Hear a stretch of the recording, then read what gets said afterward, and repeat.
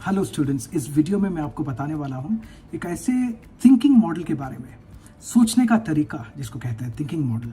ये 3 step model है and अगर से ये मॉडल आपने समझ लिया तो समझ लो कि जितने भी आपके स्कूल के कॉलेज के प्रॉब्लम्स हैं, इश्यूज हैं and not only that relationship के इश्यूज हैं, ये सारे सॉल्व होने वाले हैं। सिंपल सा वीडियो रहेगा, सिंपल सा थिंकिंग मॉडल मैं आपको सिखाने वाला हूँ। इसको समझिए, अप्लाई कीजिए, रिजल्ट आपको ज़रूर मिलने वाला है। तो 3 स्टेप थिंकिंग प्रोसेस है ये। जब भी कोई अनडिजायर्ड रिजल्ट प्रोड्यूस होता है, यानी कि ऐसा रिजल्ट जो आप चाहते नहीं कि प्रोड्यूस हो, वो चाहे एग्ज़ाम में कम मार्क्स लेकर आना हो, चाहे कोई सब्जेक्ट में बुरा परफॉर्मेंस हो, या फिर कोई रिलेशनशिप इश्यू हो, जो भी एक अनडिजायर्ड सिचुएशन होता है, तो माइंड हमारा क्या करता है, सबसे पहले ये थिंकिंग प्रोसेस का जो पार्ट है वो ये है कि सबसे पहले इस इवेंट को, जो सिचुएशन आपका है अभी, उसको ये फ्रेम करता है। ठीक है, एक फ्रेम में ये डाल देता है। जैसे आप एक फोटो तस्वीर डालते हो फ्रेम में, राइट, वैसे ये फ्रेम में उसको ढाल देता है। जैसे ही फ्रेम में ये डाला, for example most of the time, ज़्यादातर हम लोग जो है, हम इंसान जो है, ज़्यादातर ऐसा हमारा माइंड प्रोग्राम हुआ है कि जब भी एक सिचुएशन हो जो चैलेंजिंग होता है, हम उसको प्रॉब्लम फ्रेम में डाल देते हैं। हम उसको कहते हैं कि ये एक प्रॉब्लम है, राइट। तो जैसे ही हमने उस सिचुएशन को प्रॉब्लम करके बोल डाला, तो नेक्स्ट स्टेप क्या होता है कि माइंड पहले फ्रेम कर देता है। अभी आपने क्या किया, सिचुएशन को प्रॉब्लम करके बोला, जैसे आपने उसको प्रॉब्लम करके फ्रेम में डाल दिया, नेक्स्ट स्टेप होता है इवैल्यूएशन। माइंड पहले फ्रेम करता है, बाद में इवैल्यूएट करता है। अब इवैल्यूएट कैसे करेगा, ये देखेगा कि भाई सबसे पहले माइंड तुमने क्या किया, माइंड बोलेगा मैंने इसको फ्रेम किया प्रॉब्लम की तरह, तो ये क्या करेगा, इवैल्यूएशन जो इसका है, प्रॉब्लम का इवैल्यूएशन जो हम करते हैं ना यूजुअली, वैसे उस सिचुएशन को ये इवैल्यूएट करना शुरू कर देगा। ये सोचने लगेगा, ओके इसमें क्या खराबी है, राइट, ये किस लिए हुआ, क्यों हुआ।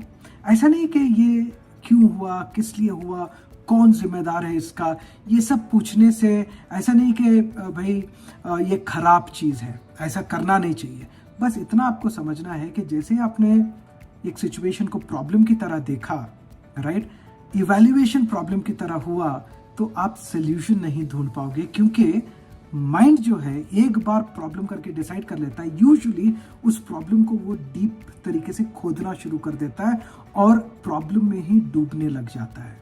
क्योंकि प्रॉब्लम में ही वो डूब रहा है, क्योंकि इवैल्यूएशन प्रॉब्लम को लेकर के हो रहा है, अंदर से फ्रस्ट्रेशन आ जाता है, राइट।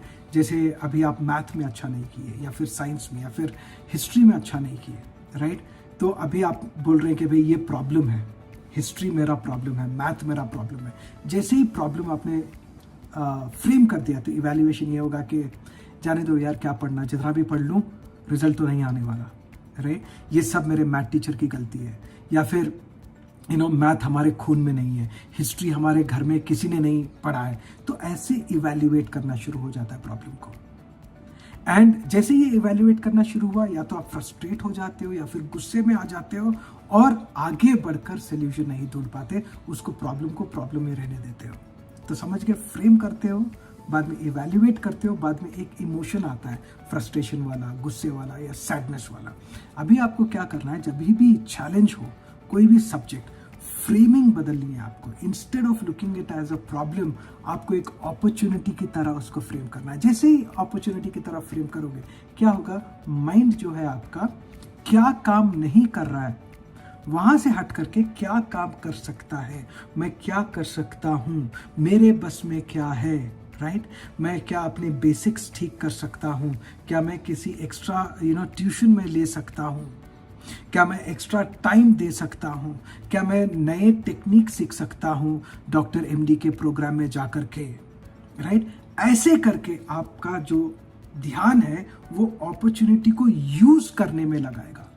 जैसे आपने ये देखा कि मैथ्स नहीं आ रहा है, एक अपॉर्चुनिटी है मेरे लिए मैथ्स में अच्छा बनने के लिए या साइंस या हिस्ट्री में अच्छा बनने के लिए, तो आपका इवैल्यूएशन बदल जाता है। जैसे ही इवैल्यूएशन बदला, एक उम्मीद, होपफुल आप फील करने लगते हो। और जैसे आप ये बेबी स्टेप्स लेकर के धीरे धीरे धीरे इंक्रीमेंटल ग्रोथ जिसको कहते हैं वो आप एक्सपीरियंस करते हो, तो आप फीलिंग, आपका जो इमोशन है वो भी अच्छा होने लग जाएगा। Are you understanding this? तो ये 3 स्टेप्स हैं, आपको इस्तेमाल करने, इस्तेमाल करो, बाद में देखो कि लाइफ कैसे बदलती है। मिलते हैं अगले वीडियो में। लिंक पर क्लिक करो and register yourself for my workshop, and जब भी वर्कशॉप होगा आपको इतला कर देंगे हम लोग। And make sure that you like, share and subscribe. Take charge. जय Hind.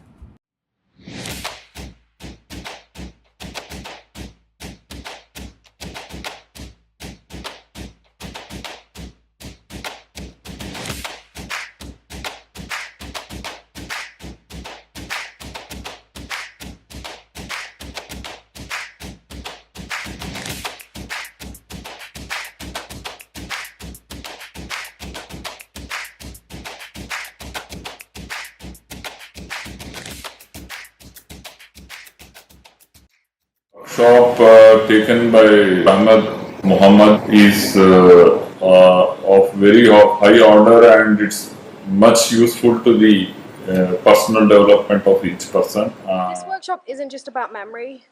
Dr. Ahmed has made us laugh, cry, and a lot more. We've had a lot of fun.